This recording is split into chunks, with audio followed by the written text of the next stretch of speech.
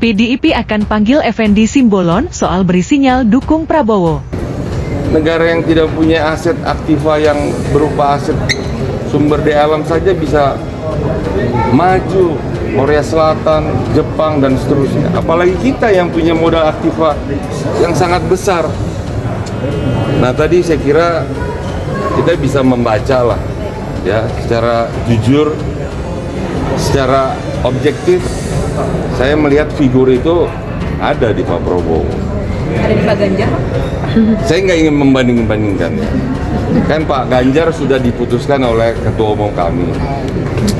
Tentu saya harus patuh. Ya, itu yang selalu orang kalau ketemu formal kan, wah itu satu keputusan, satu hal yang diputuskan dalam pikiran akal sehat partai, dan Ibu Mega memang diberi hak untuk memutuskan. Memang kita tahu itu yang keluar itu formal statement. Tetapi informal psychology itu yang mesti kita baca tuh. Tentu Effendi Simbolon ini ada tokoh lama dan tahu bagaimana kimia politik Ibu Mega tuh, tahu bagaimana faksi-faksi di sekitar PDIP itu. Tiba-tiba kaget Ibu Mega mengucapkan Ganjar sebagai calon presiden kan. Dan Effendi dia tentu ingin mengembalikan marwah partai, yaitu demokrasi melampaui feodalisme, kan itu intinya tuh. Kalau soal Pak Effendi Simbolon yang kemarin mengundang Pak Prabowo ke acara Marga Simbolon itu seperti apa, itu boleh nggak Mas? Terus Pak Effendi juga menyebut kalau Pak Prabowo itu cocok menggahodai Indonesia. Seluruh kader PDI Perjuangan setelah 21 April ketika keputusan sudah diambil oleh Ketua Umum Partai Ibu Megawati Soekarno Putri, semua harus satu arah, yaitu mendukung Pak Ganjar Pranowo. Bagi yang tidak memberikan dukungan, Dewan Kehormatan langsung secara otomatis, secara sistemik menjalankan tugasnya. Nah, sehingga kedisiplinan partai ini sesuatu yang sifatnya mutlak, karena PDI Perjuangan adalah partai ideologi berdasarkan Pancasila, dan keputusan sudah diambil sehingga seluruhnya wajib.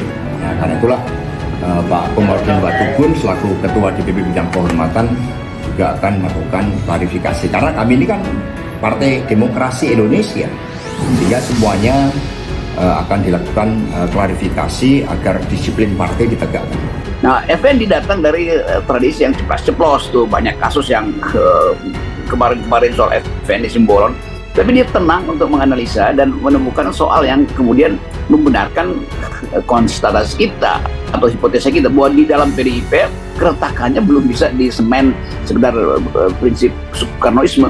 Jadi semen itu akhirnya mulai luntur dan kelihatan bahwa memang temboknya itu retak. Jadi kira-kira begitu pesannya. Walaupun secara simpel kita tahu itu peristiwa kebudayaan, tetapi Effendi Simbolon adalah tokoh politik dan udah malang melintang di PDIP. Jadi sinyal Effendi Simbolon adalah sinyal bahwa ada yang salah ketika Kartini itu diganti oleh Kartono. Gampangnya begitu lah. Dewan Kehormatan PDIP akan segera memanggil kadernya di Komisi IDPR, Effendi Simbolon yang memberi sinyal dukungan kepada Prabowo Subianto di Pilpres 2024. Sinyal dukungan itu disampaikan Effendi saat mengundang Prabowo di acara Rakernas Marga Simbolon di Hotel Arya Duta Menteng, Jakarta Pusat, Jumat, 7/7. Ia akan dilakukan segera mungkin pemanggilan Effendi, ucap Hasto di Rumah Aspirasi Relawan Pemenangan Ganjar, Menteng, Jakarta Pusat, Sabtu, 8/7. Hasto mengatakan partainya akan meminta klarifikasi soal pernyataan Effendi dan undangan kepada Prabowo di acara itu. Menurut dia, upaya itu dilakukan agar semua kader tegak lurus terhadap keputusan partai yang sudah mencalonkan Ganjar Pranowo di Pilpres 2024. Karena itulah Pak Komarudin Watubun selaku Ketua DPP Bidang Kehormatan juga akan melakukan klarifikasi. Karena kami ini kan Partai Demokrasi Indonesia, sehingga semuanya akan dilakukan klarifikasi partai agar disiplin partai ditegakkan, kata dia. Hasto menegaskan bahwa disiplin partai, termasuk arah dukungan dalam Pilpres sebagai sesuatu yang mutlak.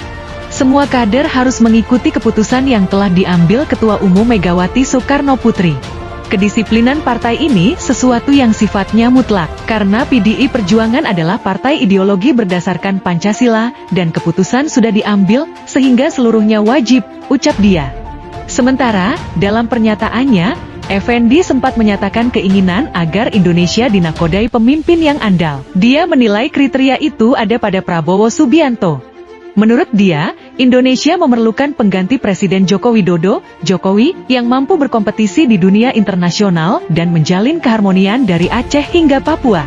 Saya pribadi, secara jujur berharap Indonesia dinakodai pemimpin yang punya keandalan. Secara jujur dan objektif, saya melihat figur itu ada di Pak Prabowo, ujar Effendi usai mengantar Prabowo yang hadir dalam Rakernas.